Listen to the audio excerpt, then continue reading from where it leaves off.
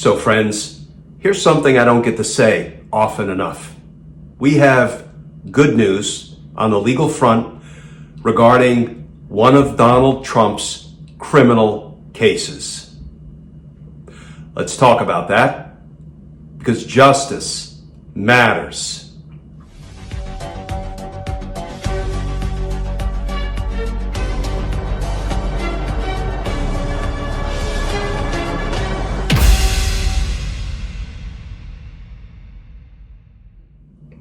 Hey all, Glenn Kirshner here.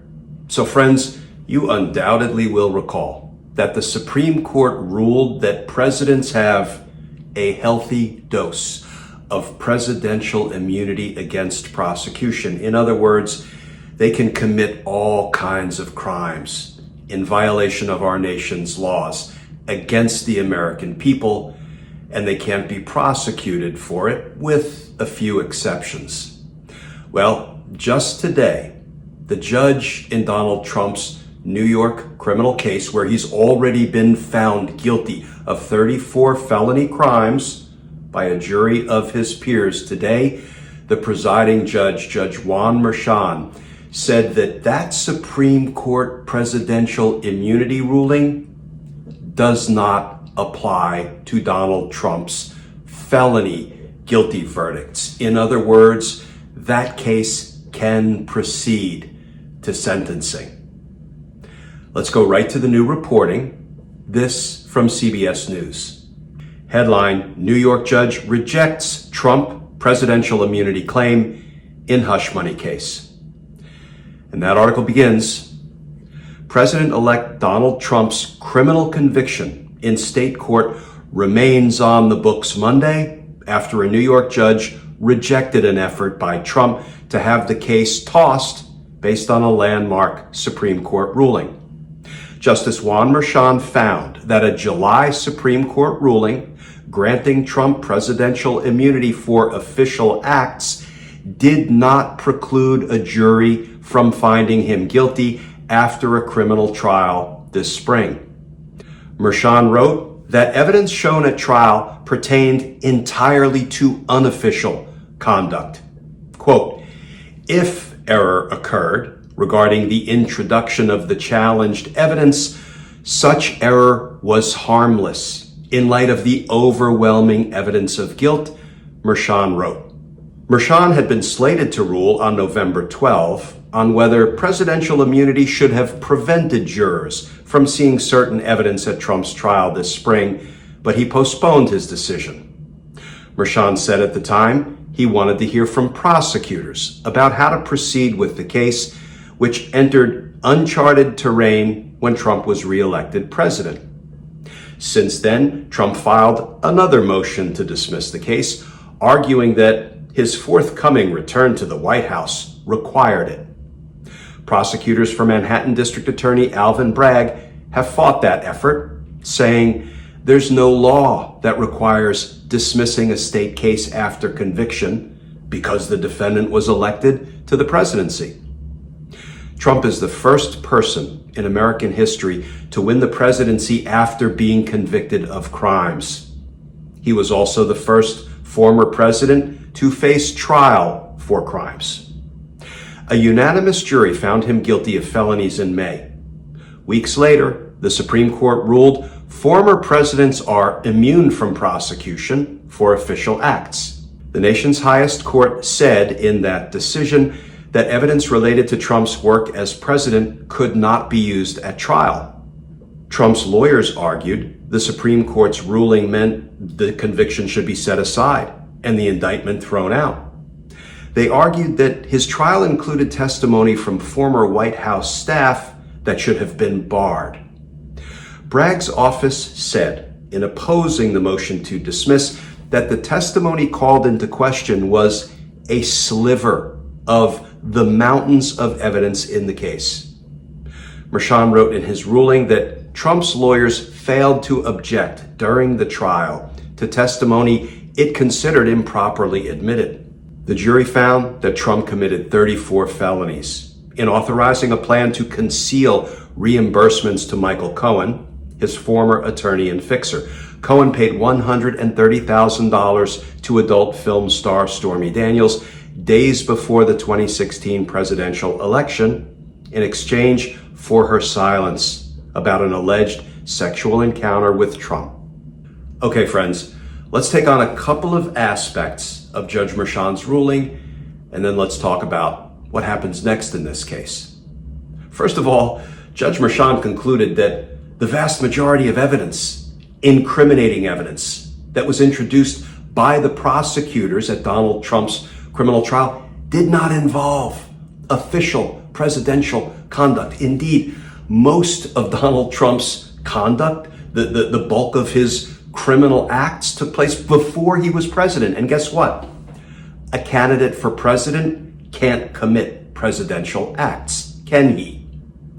And then the judge went on to rule that if there was any bits and pieces of evidence that perhaps could be viewed as presidential acts, presidential conduct, really none of this can be. Although remember, Donald Trump was writing Michael Cohen reimbursement checks for this, cover-up of the hush money payments and falsifying business records. Why?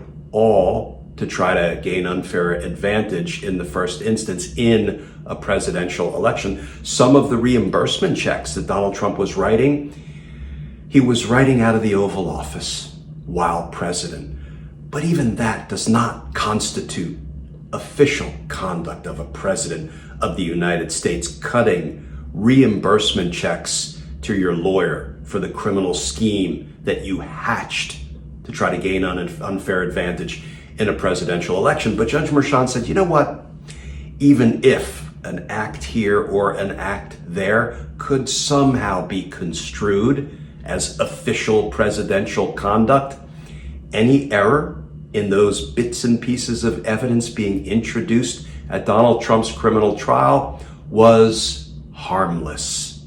So let's take on harmless error. Here's the thing, friends. I prosecuted cases for 30 years. I virtually never left the courtroom.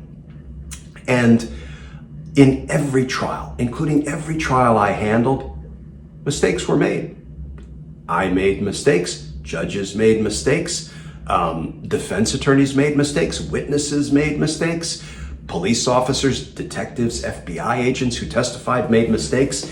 It is the nature of any human endeavor, and criminal trials are human endeavors. Mistakes will be made. And that's why the way the criminal law has developed, when you appeal a criminal conviction, and mistakes were made, as they are in every single criminal trial, the appeals courts will evaluate those mistakes and say, well, wait a minute, those mistakes didn't impact the outcome of the trial. They were minor.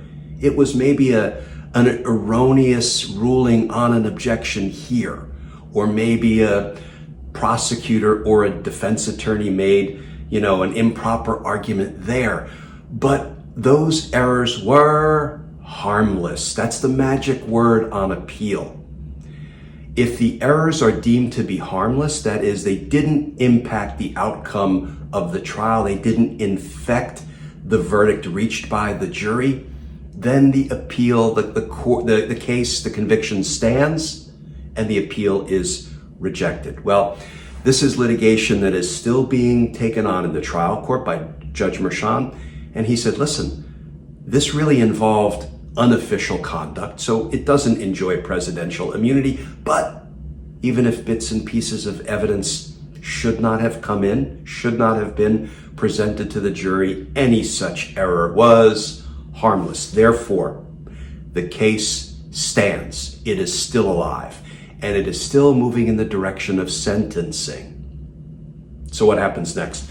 There's another motion that Judge Merchan will have to decide, and that is there some kind of president-elect immunity such that Donald Trump can't be sentenced because he's been elected president? The answer is no.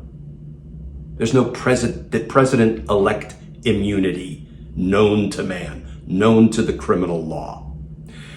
So there's no reason the case can't proceed to sentencing. You may recall a few days ago, the prosecutors, District Attorney Alvin Bragg's prosecution team, filed a motion with Judge Merchan and said, look, there are two ways you can proceed now that Judge Merchan has denied the presidential immunity motion that Trump filed, saying you just got to throw the whole case out because of the Supreme Court ruling. Judge Merchan just ruled, no, I don't, and I won't. And the prosecutor said, you can either sentence him right now.